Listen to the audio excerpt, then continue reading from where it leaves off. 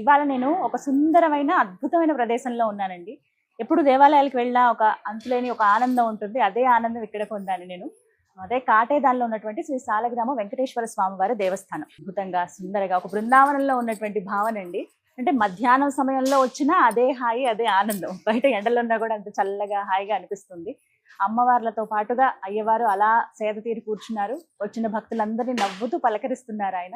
చాలా సంతోషం అనిపించింది దేవాలయానికి వచ్చినప్పుడు. అయితే ఈ క్షేత్రం గురించి ప్రత్యేకంగా నాకు చెప్పింది బ్రహ్మశ్రీ అన్నవరపు తిరుపతి మూర్తి అవధాని గురువు గారండి. వారు ఇక్కడ విశేషంగా రాబోతున్నటువంటి జూన్ 6వ తారీఖున ఒక హోమాన్ని తలపెట్టబోతున్నారు. ఆ కార్యక్రమ విశేషాలు తెలుసుకుందాం. అది ఇక్కడే జరుగుతోందన్నమాట. అలాగే ఇక్కడ స్వామివారి విశిష్టతను కూడా గురుగారి మాటల్లో వెళ్ళి తెలుసుకుందాం.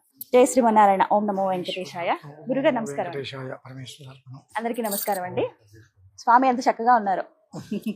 దగ్గరగా కూర్చొని ఇచ్చారు, సంతోషం. పర్మిషన్ తోటి మనం మూలమూర్తిని వీడియో తీస్తున్నామండి. అదొకటి ముందుగా చెబుతూ ఉన్నాం. గురుగారు, మరి ముందుగా ఈ క్షేత్ర మహత్యం తెలుసుకోవాలనుకుంటున్నాం. చాలా విశేషంగా ఉంది. చుట్టూ అన్ని బిల్డింగ్లే ఉన్నాయి, కానీ గుట్టపైన స్వామివారు అలా కొలువై ఉన్నారు. వృషశైలాధిప ఏవ దైవతన్నః వృషభాద్రీశ్వర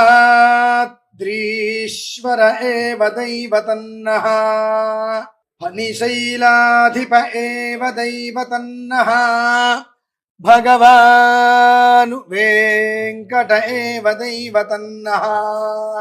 గోదాదేవి పద్మావతి సమేత శ్రీ సాలగ్రామ వెంకటేశ్వర స్వామి దేవతాజై నమో నమః. ఇక్కడ మనం చూస్తున్నాము, మన భాగ్యనగరమునందు పరిసరాలలో ఎక్కడా కూడా ఏకశిల సాలగ్రామ వెంకటేశ్వర స్వామి వారి యొక్క విగ్రహాన్ని మనం ఇంతవరకు ఎక్కడా కూడా చూసి ఉండలేదు. ఖచ్చితంగా అంతటి చక్కటి మనోరం అయినటువంటి విగ్రహం, మనస్సు రమింపచేసేటువంటి సుందర దివ్యమంగళ రూప విగ్రహం మూర్తి భవించిన స్వామివారిని మనం ఎదురుకుండా చూస్తూనే ఉన్నాము. ఆ స్వామివారి యొక్క పాదాల చెంత అద్వితీయమైనటువంటి క్రతువు కూడా మనం సంకల్పం చేసి ఉన్నాము అనేటువంటి విషయం మీ అందరికీ కూడా తెలిసిందే. అయితే సాలగ్రామ వెంకటేశ్వర స్వామి వారి దగ్గరే ఇది ఎందుకు చెయ్యాలి అంటానికి మూలము, మన పెద్దలు కొంతమంది ప్రతి ఇంట్లో కూడా సాలగ్రామం ఖచ్చితంగా ఉండాలి, ఆ సాలగ్రామానికి అభిషేకం చేసి ఆ తీర్థాన్ని తీసుకుంటే అన్ని రకాల వ్యాధులు నిర్మూలన అవుతాయి అని చెప్పి పూర్వం నుంచి కూడా ఉండేటువంటిది. ఇంట్లో లేకపోతే విష్ణువాలయమనో ఏదో ఆలయం ఉంటే ఆలయానికి వెళ్ళి ఖచ్చితంగా ప్రతిరోజు తీర్థం తీసుకోండి, సాలగ్రామానికి అర్చన చేస్తారు.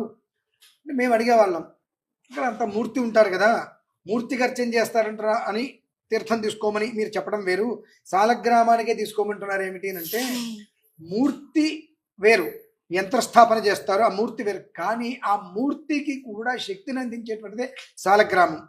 ఆ అంత సాలగ్రామం ఉన్న చాలు అంటారు. అటువంటిది పూర్తిగా విగ్రహమే సాలగ్రామ విగ్రహం అండి. శిల అంటారు, సాలగ్రామ శిల. మనకు కృష్ణ శిల అని ఎలా అయితే చూస్తామో అలా సాలగ్రామ శిల. ఆ సాలగ్రామ శిలతోటే విగ్రహం వచ్చింది అని అంటే ఇంచుమించుగా పరిసరాలు ఒక 7 నుంచి 10 కిలోమీటర్ల వరకు కూడా సస్యశ్యామలానికి మూలంగా చెప్పవచ్చు.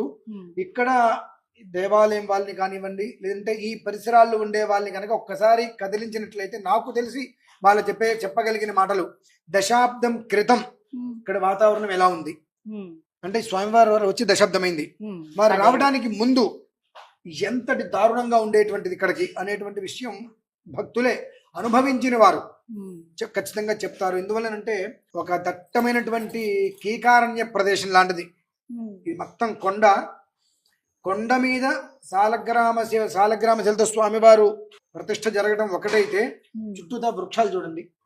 కొండ మీద వృక్షాలు ఎక్కడ మనం చూసి ఉండవు. చిన్న చిన్న చెట్లు మలవటం వేరు, కొండల మీద మట్టి ఉన్నప్పుడు మరవటం వేరు. పూర్తిగా కూడా రాతి కొండ మీద ఆ వృక్షాలు రావటం అనేటువంటిది సౌభాగ్యం, సౌశీల్యం, యోగం అనేటువంటి దానికి మూలంగా మనం చెప్పుకోవచ్చు. అంత అద్వితీయమైంది కనుక ఈ యాగం ఎక్కడ చెయ్యాలి అనేటువంటిది సంకల్పం చేసుకుంటున్నప్పుడు, ఈ యాగం చెయ్యాలనే సంకల్పంలో ఎక్కడ చెయ్యాలి అని అనుకున్న స్థితిలో చాలా ప్రదేశాలు అనుకున్నాము. ఇక్కడ అక్కడ అక్కడ ఇక్కడ అనుకున్నాము, చివరికి BHL లో అనుకున్నాము, నానా ప్రదేశాలు అనుకున్నాము.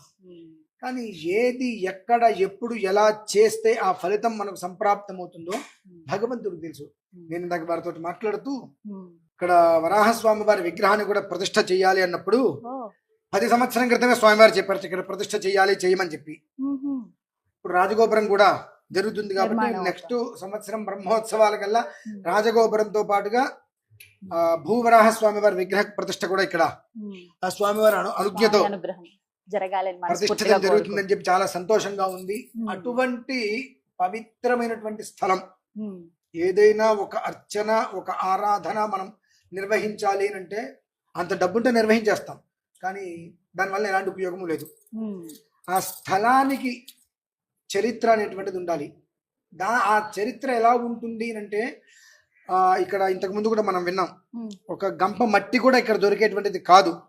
అటువంటి స్థలంలో 10 సంవత్సరాల క్రితం మొత్తం ఒక కొండ, 10 సంవత్సరాల తర్వాత వచ్చేటప్పటికి స్వామివారు వెలవటమే కాకుండా చక్కడ పరిసరాలన్నీ కూడా ఒక స్థితికి ఏర్పడ్డాయి అంటే అది ఎక్కడైతే మూర్తి భవించడం, మూర్తిని మనం పెట్టడం కాదండి, మూర్తి భవించినటువంటి ప్రదేశం ఎక్కడైతే ఉంటుందో ఆ పరిసరాలు ఎప్పుడూ కూడా ఆయన కనుసన్నల్లో చల్లగా ఉంటుంది అనడానికి ప్రత్యేకంగా మనం వేరే చెప్పనవసరం లేదు.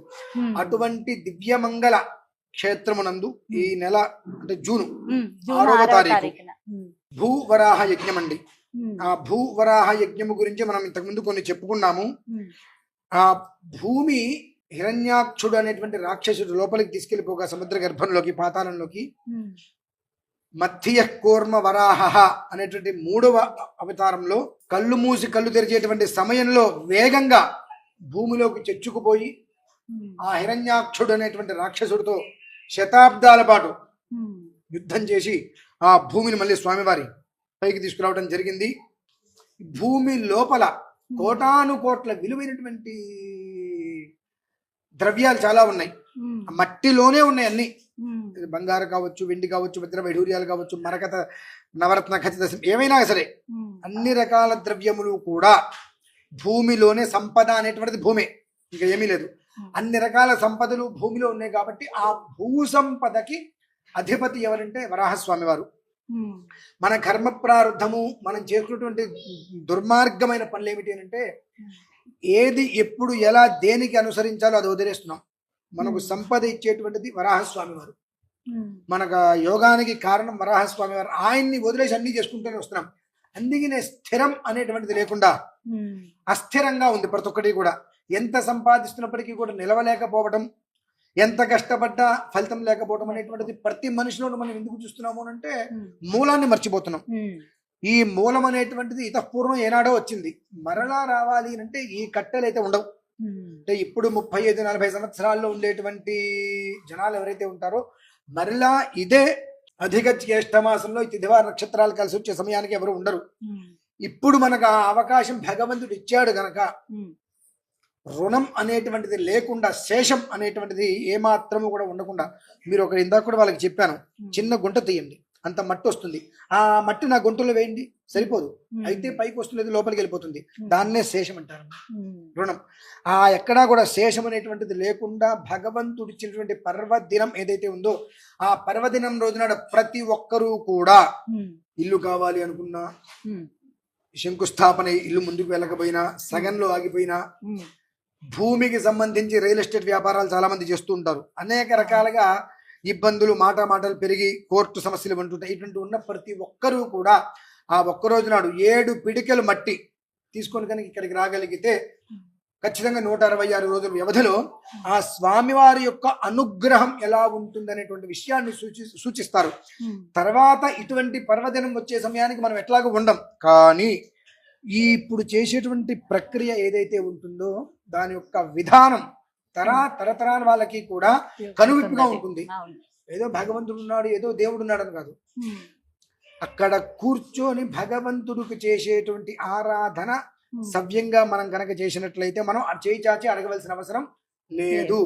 భిక్షాం దేహి అని వేడుతున్నా చెంతనే నీ చెంతనే, రక్తము మాంసము మలమూత్రాలు కలిసినటువంటి ఈ దేహపు జోలెలతో అని మనం ఎవరిని అడగాలి? భగవంతుని అడగాలి. కానీ మనం ఏమంటున్నాం, భగవంతుడు ఏముంది అని చెప్పి వాళ్ళ దగ్గరికి వెళ్ళి వీళ్ళ దగ్గరికి వెళ్ళి నాకు ఒక 10,000 అంటే అప్పిపు, నాకు 1,00,000 అప్పిపు అని చెప్పి సంబంధం లేని వాళ్ళ దగ్గరికి వెళ్ళి మనం అడుగుతున్నాం. ఆ 1,00,000కి 2 లక్షలు 3 లక్షలు వడ్డీ కట్టినా మనకు దిక్కు లేకుండా పోతుంది. వాళ్ళు ఎవరు అడగక్కర్లా. భిక్షాం దేహని ఎదుటి మనిషిని అడగటానికి నీకు ఎలా అయితే కనుక అన్నీ వదిలేసుకొని డబ్బు కాల్చి పడుగుతున్నావో అలా భగవంతుడి దగ్గరకు వచ్చి ప్రేమగా చేతులుగా చదువు ఇవ్వను అనే మాట ఉండదమ్మా. 10 లక్షల మంది అడిగినా ఇంకొక మనిషి అడగలేదు ఏంటని చూస్తాడు ఆయన. మామూలు మనిషి దగ్గర మనం 10 మంది దగ్గరికి వెళ్ళి అడిగితే ఒకడిస్తాడేమో అడగ్గా. కానీ 10 లక్షల మంది వచ్చి భిక్షాం దేహని వేడుతున్నా చెంతనే నీ చెంతనే. ఎవరు నేను ఇంతటి వాడిని, నాకు ఫ్యాక్టరీ ఉంది, నాకు అంతుంది, నాకు దర్పం ఉంది, నాకు యోగం ఉంది, లేదంటే నేను మహారాజుని, నేను అధిపతిని, నేను అధికారిని, నేను సీఎం పిఎం. ఎవరికి కావాలి? ఎవరిని అంటే కేవలము కూడా రక్త మాంసాలతో ఉన్నటువంటి ఒక శరీరపు జోలెలతో ఏముంది వాళ్ళ రేపొద్దున మట్టిలో కలిసిపోతుంది. ఇటువంటి శరీరంతో ఉన్నటువంటి నేను నిన్ను అడుగుతున్నానయ్యా అనేటువంటి ఒక్కటి ఆయన అడిగి చూడండి. 6వ తారీఖు ఎప్పుడైనా అడగచ్చు. 6వ తారీఖు ప్రత్యేకమైన విధానం ఉంది కాబట్టి ఆ ఒక్కరోజు 7 గుప్పెళ్ళు మట్టి తీసుకువచ్చి వారు ఉన్నటువంటి స్థలం దగ్గర నుంచి వారికి ఏదైతే స్థల ప్రభావం ఇబ్బంది ఉందో అక్కడ 7 గుప్పెళ్ళు మట్టి. ఇదొక విధానం అయితే, రెండవ విధానం మన కడుపున పుట్టి దుర్వ్యసనాలకి లోనే, అది అనేక రకాలుగా కావచ్చు, దుర్వ్యసనాలకి లోనే చేసేటువంటి అప్రతిష్ట పనులకు కుటుంబంలో చాలా అగచాట్లు పడుతూ ఉంటారు. వారు అలాగే 30-35 సంవత్సరాలు వచ్చి వివాహం కాక నానా రకాలుగా ఇబ్బందులు పడుతూ, ఆ వంశం లేదు కదా నీకు వివాహం లేకపోతే, ఆ వంశం లేనటువంటి బాధపడుతూ వివాహంకి నోచుకోలేని వారు ఎవరైతే ఉన్నారో వారందరూ కూడా ఆ రోజునాడు వచ్చి సంకల్పంలో కూర్చోగలిగితే షాణ్మాసాత్ ఊర్ధ్వం అంటే 6 మాసాల పైన మొత్తం అంతయు కూడా పూర్తవుతుంది. అలాగే మీ అందరికీ కూడా ఇంకొక విషయం చెబుతున్నాను. ఇది చెప్పేటువంటి విషయాన్ని ఖచ్చితంగా మీరందరూ కూడా ఇంతవరకు ముక్క కట్ చేసుకుని దగ్గర పెట్టేసుకోండి. ఖచ్చితంగా స్వామివారి దగ్గర చేసేటువంటి ఆరాధనలో ప్రధానంగా చేసేటువంటి భూవరాహ స్వామివారి యజ్ఞం, అలానే రాజగోపుర నిర్మాణం కూడా ఇక్కడ జరుగుతుందమ్మా చక్కగా. ఈ రాజగోపుర నిర్మాణం అనేటువంటిది ప్రతి ఒక్కరూ కూడా మనం ఎన్నో ఉపయోగం లేని ఖర్చు అనేటువంటి చాలా పెడుతుంటాం. ఆ ఖర్చు అనేటువంటిది తీసుకొచ్చి ఈ రాజగోపుర నిర్మాణాన్ని కనుక మనం వినియోగించినట్లయితే మరుసటి సంవత్సరంలో బ్రహ్మోత్సవాలకి రాజగోపుర ప్రతిష్ఠ జరుగుతుందనేటువంటి సంకల్పంలో ఉన్నారు. ఆ సంకల్పంతో పాటు 7 జన్మలమ్మ, 7 జన్మ కృతం పాపం వ్యాధి రూపేణ పీడితి అని అంటారు. 7 జన్మల నుంచి వచ్చేటువంటి ఒక పాపాలు అనేక రకాలుగా మనుషుల్ని పీడిస్తుంటే కనుక దాని నుంచి మరొక 7 జన్మలు పుణ్యం అనేటువంటిది వృద్ధి చెందే రీతిలో బ్యాంక్ బ్యాలెన్స్ మనం 1,00,000 రూపాయలు పెట్టుకుంటే దానికి వడ్డీ వస్తుంది.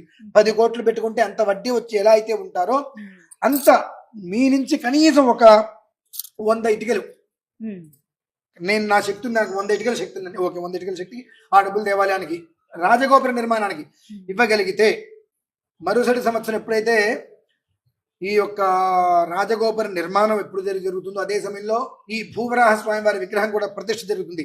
ఈ రేపు చేసేటువంటి ఒక క్రతువు నుంచి అక్కడి వరకు కూడా ఉండేటువంటి సంకల్ప బలము చే వివాహం కానిటువంటి వాళ్ళు బ్రహ్మోత్సవానికి వివాహ జంటలతో వస్తారమ్మా ఇక్కడికి.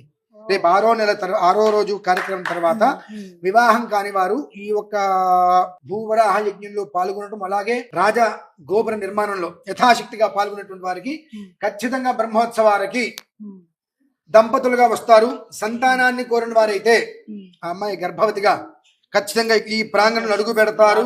ఇంతేకాకుండా వివాహం అనేటువంటి విషయాన్ని పక్కన పెట్టి కాసేపు ఇందాక మనం గర్భ ప్రాజాపత్య దోషాలుగా అనవసరమైనటువంటి ఇబ్బందులకి గురయ్యి చెడు వ్యసనాలకి దుర్వ్యసనాలకి పాలయ్యి కుటుంబాన్ని ఇబ్బంది పెట్టేటువంటి వారు కూడా ఎలాంటి రీహాబిట్ సెంటర్స్ ఏవో అక్కడికి వెళ్ళాల్సిన అవసరం లేకుండా రోజుకి కూడా అందులో తగ్గుదల ఖచ్చితంగా మనం చూడగలుగుతాం. ఆ సమయానికి వచ్చి చక్కగా వారి ఇక్కడికి వచ్చి వాలంటీర్ అంటారు చూసారు, ఆ రకంగా సేవ చేసుకుంటే భాగ్యాన్ని భగవంతుడు వారికి శతధ సర్వధ అనేకధ సహస్రధ అనుగ్రహిస్తాడమ్మా. అంత విశేషమైన క్షేత్రానికైతే ఆ ఒక్క మహిమ బాగా ఉంది. అంత మహిమ లేకపోతే చుక్క నీరు దొరకకుండా గుప్పెడు మట్టి లేని చోట ఇంత వ్యవస్థ ఏర్పడింది అంటే 7 గుప్పెళ్ళు మట్టి మన దగ్గర ఉంటే అంతకు మించి మన జీవితం భగవంతుని వృద్ధి తీసుకొస్తారమ్మా. అది విషయం. మరి ఎవరెవరు పాల్గొనొచ్చండి ఆ రోజు 6వ తారీఖు కార్యక్రమం విశేషాలు చెప్పండి. ఎప్పుడు ప్రారంభం అవుతుంది, రోజంతా ఉంటుందా సమయం? కార్యక్రమం అనేటువంటిది ఉదయం 10 గంటల లోపు మాకు కనుక ఆ మట్టిలో వాళ్ళు ఎప్పుడైతే కనుక మాకు ఫోన్ చేసినప్పుడు వాళ్ళకి మేము ఒక ఫోటో పంపిస్తాము. ఆ ఫోటోలో వారి నక్షత్రము, వారి గోత్రము, వారి పేరు, అంతే. ఇంకా ఏమి ఏంటంటే మా తాతగారి పేరు, నాన్నగారి పేరు, మా ఇవన్నీ వద్దండి. ఎవరి పేరు మీద అయితే స్థలం ఉంటుందో వారి పేరు, నక్షత్రం దొరకకపోతే అక్కడ ఖాళీ వదిలేసేయండి, మేము రాసుకుంటాం. అంటే నక్షత్రం ఎవరికైనా తెలియకపోతే అభిజిత్ అనేటువంటి నక్షత్రం అక్కడ మనం ఉచ్చరించవలసి వస్తుంది. కాబట్టి నక్షత్రం తెలియకపోతే రాయొద్దు. ఆ ఫామ్ లో వారి గోత్రము, వారి పేరు రాసి అది ఫోటో, అది ప్రింట్అవుట్ తీసుకొని ఆ మట్టి మీద పెట్టి మాకు అందించేస్తే, ఉదయం 10 గంటలకు మాకు అందిస్తే దానికి మేము చేయవలసిన కాసిన అర్చనలు చేసుకొని 3:30-4 గంటల సమయంలో స్వామివారికి విశేషమైనటువంటి చక్రార్చన లాంటిది జరుగుతుంది. ఆ చక్రార్చనప్పుడు ఈ పూజలో కూర్చున్న వాళ్ళందరికీ కూడా సంప్రోక్షణ కార్యక్రమం జరుగుతుంది. అనంతరం 5 గంటల 30 నిమిషాలకి సంకల్పం అమ్మ. ఆ సంకల్పం యజ్ఞ ప్రతిష్ఠ జరుగుతుంది. లోపలికి దిగి ఒక 40 నిమిషాలు ఇంతసేపు లోపల ఆ అగ్ని ప్రతిష్ఠ మొత్తం పూర్తయిన తర్వాత ఆ భూయజ్ఞ వరాహ స్వామి వారిని ప్రతిష్ఠ చేసి యజ్ఞ రూపంలో ఆయనకి ఇవ్వాల్సిన హవిర్భాగాలు ఏవైతే ఉంటాయో ఆ హవిర్భాగాలన్నీ కూడా స్వామివారికి అర్చించిన అనంతరం పూజలో కూర్చున్న వారి చేత ఒక రకమైన మంత్ర ప్రయోగంతో వారి చేత కూడా హోమం చేయించడం జరుగుతుంది. అనంతరం ఆ యజ్ఞ భస్మాన్ని వీరు తీసుకొచ్చిన మట్టి ఏదైతే ఉంటుందో ఆ మట్టిలో వేసి వారికి ఏం చేయాలనేటువంటి విషయం అప్పుడు మేము వివరిస్తాము. అది చేసుకున్న పిదప 166 రోజులమ్మా పూర్తిగా. ఇందులో రియల్ ఎస్టేట్ వ్యాపారులు, గోల్డ్ వ్యాపారులు, సిల్వర్ కావచ్చు, డైమండ్ కావచ్చు, మైనింగ్ అంటే వీటిలన్నిటికీ కూడా అధిపతి ఆయనే. మైనింగ్ కావచ్చు, పంచలోహాలు ఉన్నాయి, అష్టధాతువులు ఉన్నాయి. భూమిలో ఉండేటువంటి పదార్థాలతో ముడి సరుకులతో ఎవరెవరైతే కనుక వ్యాపారం చేస్తున్నారో ప్రతి ఒక్కరూ కూడా భూమికి సంబంధించి అయితే 7 పిడికల మట్టి, ఆ భూమికి సంబంధించింది కాకుండా మీదిగా ఏ వ్యాపారం అయినప్పటికీ కూడా వృద్ధి చెందాలని కోరుకునే వారు వచ్చి చక్కగా కష్టమైన నష్టమైన ఎన్ని ఇబ్బందులు వచ్చినా రావాలి, ఈ క్షేత్రంలో కూర్చోవాలి, యజ్ఞంలో పాల్గొనాలి. సంకల్పం అనేటువంటి ప్రధానంగా నేను చెప్పుకోవాలి. నా ద్విసవ్య హస్తాలతో ఆ ద్రవ్యాన్ని యజ్ఞేశ్వరుడికి ఆవిర్భాగంగా అందించాలనేటువంటి సంకల్పం ఉంటే ఆ ఫలితం వాళ్ళకి నేను హామీ ఇవ్వగలుగుతా. గురుగారు, వివాహం కాని వారు అలాగే సంతానం కోసం ఎదురు చూసే వాళ్ళు కూడా రావచ్చు అని చెప్పారు. ముందుగా వివాహం కాని వాళ్ళ గురించి మాట్లాడితే అంటే వారే వచ్చి కూర్చోవాలా, వారి తల్లిదండ్రులు వచ్చి కూర్చోవచ్చా, అంటే వారి కుటుంబ సభ్యులు ఎవరైనా వచ్చి కూర్చోవచ్చా? 2 విషయాలమ్మా. ధర్మమేమో తల్లిదండ్రులు వచ్చి కూర్చోవాలని చెప్తుంది, వ్యవహారికి మేమే వచ్చి కూర్చుంటామని అంటుంది. మేమే వచ్చి కూర్చుంటామంటే ఉపయోగం లేదు. ఎందుకంటే వాళ్ళకి వివాహం అయ్యే వరకు కూడా ఒంటరిగా కూర్చొని అర్చన చేయడానికి అర్హత ఉండదు. కనుక ఆ పిల్లలకి వివాహం కావాలంటే తల్లిదండ్రే రావాలి.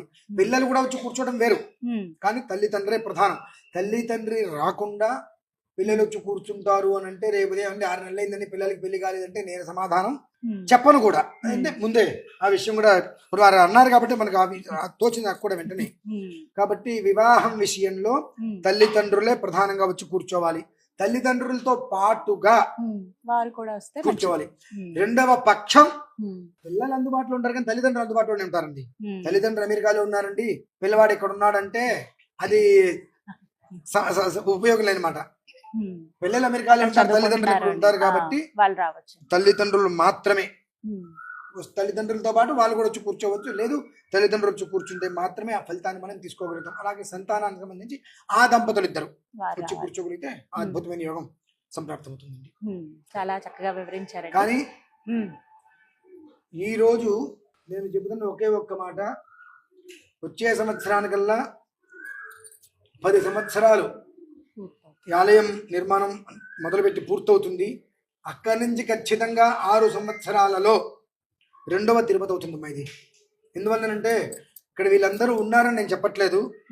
నేను మొన్న 4 రోజుల క్రితం ఈ ఆలయం గురించి తెలుసుకొని ఇక్కడికి రావాలని అడుగు పెట్టినప్పుడు నాకు కొన్ని వైబ్రేషన్స్ వచ్చినవి. కానీ ఆ తర్వాత నేను కొన్ని అనుభవించినవి చూస్తుంటే సర్వేషాం భక్తజనానం, హైదరాబాద్ కావచ్చు, తెలంగాణ కావచ్చు, ఉండేటువంటి వారందరూ కూడా ఏదైనా ఒకవేళ మొక్కు ఉండి తిరుమల వెళ్ళి నేను మొక్కు తీర్చుకోలేకపోతున్నాను అని మానసికంగా ఏదైనా తగిలితే దీనివల్ల ఇది తగిలిందనేటువంటి ఈ బాధ అనుభవించడం వల్ల ఎక్కువ ఉంటారు. ఏమాత్రము కూడా సిగ్గు ఎక్కులేని మనుషులు వాళ్ళు. అదేమిటి అంటే ఏం జరిగినా మంచి జరిగితే నా గొప్ప, చెడు జరిగితే నేను మొక్కు కట్టాను, మొక్కు తీర్చుకోలేదు కాబట్టి దేవుడు నాకు అన్యాయం చేశాడు తత్వం గల వ్యక్తులు మన దగ్గర ఎక్కువ మంది తగలబడ్డారు. కనుక ఇట్లా ఒకవేళ భయంతో ఏమైనా అవుతుందేమో అని అనుకున్న వాళ్ళకైతే నేను చెప్పట్లా. కానీ భక్తిగా మనం ముడుపు కట్టాము, అనుకున్న సమయంలో మనకైతే పనులు జరిగాయి, మనం అందించుకోలేకపోతున్నాము, అనేక కారణాల రీత్యా తిరుమల అటు వెళ్ళలేకపోతున్నాం అనుకున్నప్పుడు చక్కగా కాటేదాన్లో ఉన్నటువంటి శ్రీ వెంకన్న గుట్ట మీరు కొట్టుకుంటూ వచ్చేస్తుంది చక్కగా. అక్కడ గోదాదేవి పద్మావతి అమ్మవారి సహితంగా సాలగ్రామ వెంకటేశ్వర స్వామి వారి యొక్క దివ్యమంగళ రూపం దర్శనమిస్తుంది. అక్కడికి వచ్చి మీకు ఏ మొక్కు అయినా సరే, అది తల నీలాలు కావచ్చు, ఏవైనా సరే ఈ స్వామివారి దగ్గర వచ్చి మీరు మొక్కు తీర్చుకోండి. ఎలాంటి ఇబ్బంది ఉండదు. ముందు లోపల నేను అక్కడికి వెళ్ళలేదు, ఇక్కడికి వెళ్ళవచ్చా అనేటువంటి సందేహాలు వదిలేస్తే సగం పట్టుకున్నటువంటి పేడ విరగడైపోతుంది. ఈ సందేహాలు లోపల ఉన్నంతకాలము కూడా ఎన్ని మొక్కులు తీర్చుకున్నా, ఎన్ని మొక్కులు కట్టినా ఎలాంటి ఒక్క ఇబ్బంది కూడా మీ నుంచి దూరం కాకుండా ఇంకా అందులోనే ఉంటారు. కాబట్టి సందేహం అనేటువంటి మన ప్రాణానికి ప్రధానం. అది మంచి జరుగుతుందంటే ఇంకా సందేహాలు ఎక్కువ వస్తాయి. కాబట్టి సందేహాన్ని వదిలేసేసి ఆ తిరుమలేశుడి యొక్క అనుగ్రహం అక్కడున్నది ఆయన, ఇక్కడున్నది ఆయనే. వెంకటేశ్వర స్వామి వారిని మాత్రమే మీరు ఇక్కడ దృష్టిలో ఉంచుకొని సాలగ్రామ శిలగా ఇక్కడ మనందరి కోసం మూర్తి భవించారని చెప్పి ఆ ఏదైనా మొక్కులు ఉన్నాయంటే చక్కగా ఆ హుండీలో ఆ మొక్కులు అవన్నీ తీర్చుకొని స్వామివారికి అనుగ్రహం పరిపూర్ణంగా మీ అందరికీ కూడా ఉంటుందని చెప్పి కోరుకుంటున్నాను. ఒక 6 సంవత్సరాలలో మనకు చిన్న తిరుపతి అంటే ఇదే అవుతుందండి మనకు. ఇప్పుడు ఆ మాట నేను ఎందుకు చెప్పానంటే తిరుమలలో ఆ మూర్తి ఎలా అయితే ఉంటారో అలానే, కాకపోతే ఆయన చాలా రిచ్ దేవుడు, అంతే కదండి. ఆయన చాలా రిచ్ దేవుడు కాబట్టి ఒక విషయం చెప్తా, గుర్తుపెట్టుకోండి. మన పరిసరాలలో ఉండేటువంటి ఆలయాన్ని కాదు అని మనం ఎక్కడికి వెళ్ళినా వచ్చే ఫలితం ఇంతే. మనకేంటంటే తిరుపతికి వెళ్ళి బంగారంతో ఒక గొలుసు చేయించారంటే మన పేరు ప్రతిష్టలు ఊరు మొత్తం మనకు వస్తాయి. ఆ కోరికతోటే మనం తిరుపతి వెళ్ళిస్తున్నాం. అంతేగాని భగవంతుడికి ఇచ్చేటువంటి గుప్తంగా తెలియకుండా ఇవ్వాలని ఒక ఉద్దేశంతో ఎవరు ఇవ్వట్లేదు. మనకు చిన్న చిన్న దేవాలయాల్లో అయితే ఇచ్చిన పేపర్లో ఒక మూల పడుతుంది మన పేరు కాబట్టి మనం పెద్దగా దానికి ఇంట్రెస్ట్ చూపించాం. కానీ ఎప్పుడు గుర్తుపెట్టుకోండి, భగవంతుడు అనేటువంటిది ఎక్కడైనా మూర్తి ఒకడే ఉంటాడు. ఎందువల్లంటే ఎక్కడ చేసిన ఆరాధన అర్చనలు ఒకటే జరుగుతాయి. దీనికి కూడా ఎవరైనా వచ్చి దాతలు ఒక 100 కోట్ల రూపాయలు కనుక ఫిక్స్డ్ చేస్తే తిరుమలలో జరిగిన అన్ని అర్చనలు ఇక్కడ జరుగుతాయి. అంత లేనప్పుడు ఉన్నంతలో ఎంతవరకు చేయవచ్చో అంతవరకు జరుగుతుంటుంది. కాబట్టి అక్కడ కేవలము కూడా ద్రవ్య లోపము వలనే, అంటే ఆ ద్రవ్యాన్ని తెచ్చుకునేటువంటి స్థితిగా మనం అంత స్థాయిలో లేకపోవడం వల్లే అర్చనలు జరిగేటటువంటి దాంట్లో కొంచెం నింపాదిగా జరుగుతున్నాయి. అంతకుమించి వెంకటేశ్వర స్వామి వారి ఎక్కడున్నా ఆయన వెంకటేశ్వర స్వామి వారి, అదొక్కటి మీరందరూ కూడా దృష్టిలో ఉంచుకోవాలి. 6 సంవత్సరాల తర్వాత చిన్న తిరుపతి అంటే మనం ద్వారకా తిరుమల అనుకుంటాం, మన తెలంగాణకి ఇదేనండి. అది మాత్రం నేను ఈ రోజే చెప్తున్నాను. ఇదే విషయాన్ని గుర్తుపెట్టుకొని 6 సంవత్సరాల తర్వాత నన్ను ఏదైనా తెలవస్తే అడగచ్చు. తప్పకుండా మీ నోటి వాక్కు సంతోషం అండి. అంతా ఆయనే జయించుకుంటారు, స్వామి దయ. చాలా సంతోషం గురుగారు. జూన్ 6వ తారీఖు శనివారం ఉదయం 9 గంటలకల్లా అందరూ యజ్ఞానికలు వచ్చేస్తే మంచిది కదండి. అంటే ఎక్కడ ఇబ్బంది అవ్వకుండా ఉంటుంది. పట్టి తీసుకొచ్చే వాళ్ళు కూడా ముందుగానే వస్తే మంచిది. 10 గంటల లోపే రావాలి.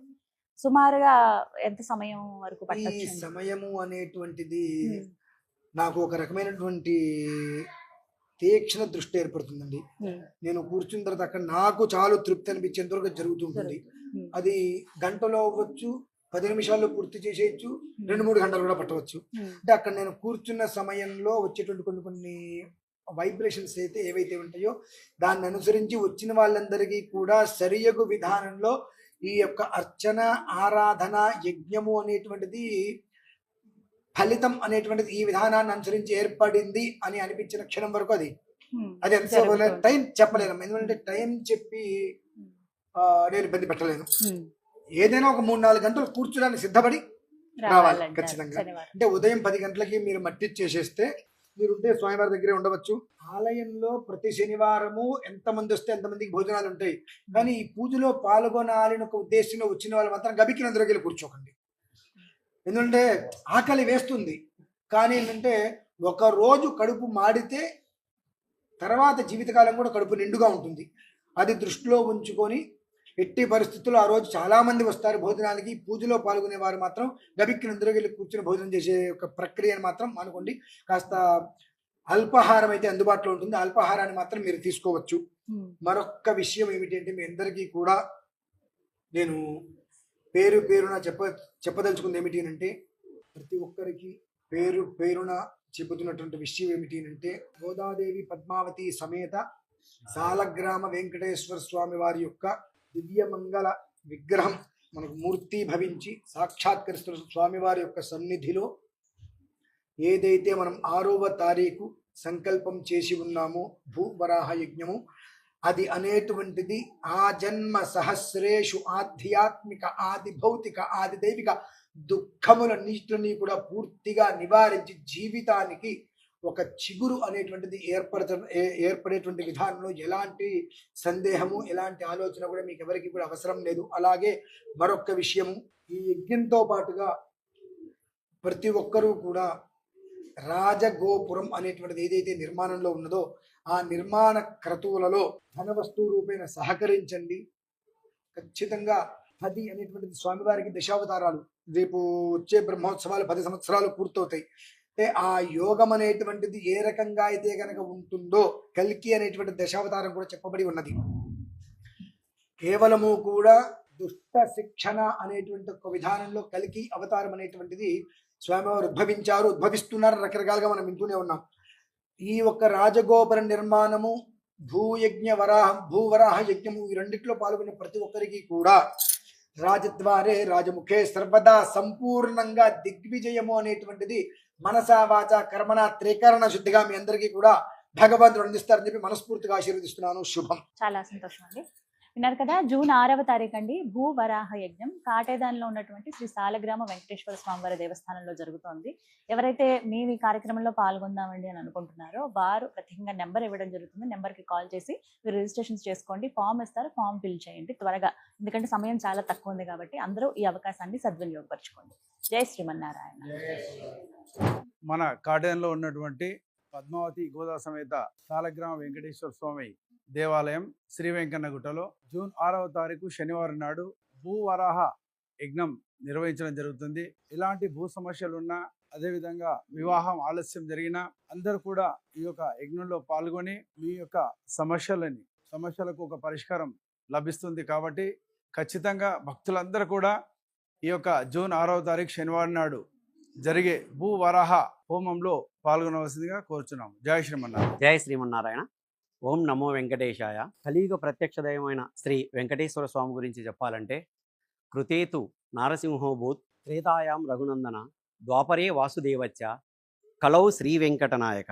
అంటే కృతయుగంలో నారసింహుడిగాను, త్రేతాయుగంలో శ్రీరాముడిగాను, ద్వాపరయుగంలో నరసింహుడిగాను, కలియుగంలో శ్రీ వెంకటేశ్వర స్వామిగా భక్తులను అనుగ్రహించడం కోసమే స్వామివారు అవతరించారు అనేది జగమెరిగిన సత్యం. కాబట్టి అటువంటి శ్రీ వెంకటేశ్వర స్వామి మన శ్రీ వెంకన్నగుట్టలో వెలసి 9 సంవత్సరాలు మొన్ననే వార్షికోత్సవాలు పూర్తి చేసుకొని దశాబ్దంలో అడుగుపెట్టిన సందర్భంగా మనము రాజగోపురం కూడా నిర్మించాము. దీంట్లో అందరి భాగస్వామ్యం అవసరము అన్న ఉద్దేశంతో మనము విరాళాలు కూడా స్వీకరిస్తున్నాము. ఎవరైనా సరే మనకు విరాళాలు ఇవ్వాలనుకున్నా, స్వామివారి దాంట్లో భాగస్వామ్యం స్వీకరించాలనుకున్నా మీరు దేవాలయాన్ని సంప్రదించవచ్చు. అలాగే జూన్ 6వ తేదీ శ్రీ భూవరాహ నరసింహ యజ్ఞం అనేది మనం ఇక్కడ చేసుకోవడం మన అదృష్టంగా భావిస్తున్నాము. ఈ చుట్టుపక్కల వారు కానీ హైదరాబాద్లో ఎవరైనా సరే ఇక్కడ భూవరాహ నరసింహస్వామి యజ్ఞంలో మనకి ఇక్కడ కూర్చోవాలనుకున్న వాళ్ళు ఇక్కడ సంప్రదించి స్వామివారి యజ్ఞంలో పాల్గొనవచ్చు. జై శ్రీమన్నారాయణ. జై శ్రీమన్నారాయణ.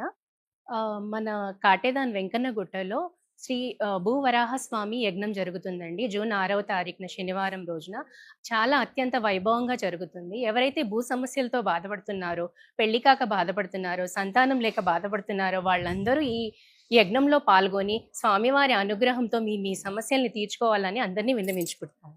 జై శ్రీమన్నారాయణ. అందరికీ ముందుగా జై శ్రీమన్నారాయణ. ఇది మన కాటేదాన్ వెంకన్నగుట్ట అండి. చాలా ఫేమస్ టెంపుల్ అండి. ఇక్కడికి మేము చాలా రోజుల నుంచి ఇక్కడ వస్తున్నాం. ఒక 5 years నుంచి మేము అనుకున్న కోరికలన్నీ నెరవేరుతున్నాయండి. ఇక్కడ మహా అద్భుతం ఏంటంటే ఇప్పుడు యజ్ఞం జరుగుతుంది కాబట్టి మీరందరూ దయచేసి అందరు ఇక్కడ పాల్గొనాలని కోరుకుంటున్నాం. మేమందరం కూడా వస్తున్నాం. ఇక్కడ అద్భుతమైన టెంపుల్ అండి. ఇక్కడ చాలా అంటే చాలా విపరీతమైన కోరికలు అందరికీ నెరవేరాయి. ఇక్కడ భూవరాహ స్వామి యజ్ఞం జరుగుతుంది. దయచేసి మీరు అందరూ పాల్గొనాలని కోరుకుంటున్నాను. భూ సమస్యలు, సంతానము, పెళ్లి కాలేని వారు, మీరెవరైనా ఏ సమస్యలతో బాధపడుతున్నా ఇక్కడికి వచ్చి యజ్ఞంలో పాల్గొంటే మీ సమస్యలన్నీ తీరిపోతాయని నమ్మకంతో మీరు ముందు అడుగు వేస్తే ఖచ్చితంగా మీకు ఆ సమస్యలన్నీ నెరవేరుతాయండి. జూన్ 6 శనివారం రోజున భూవరాహ స్వామి హోమం జరుగుతుంది. దయచేసి మీరు అందరూ పాల్గొనాలని చెప్పి మనస్ఫూర్తిగా కోరుకుంటున్నాను.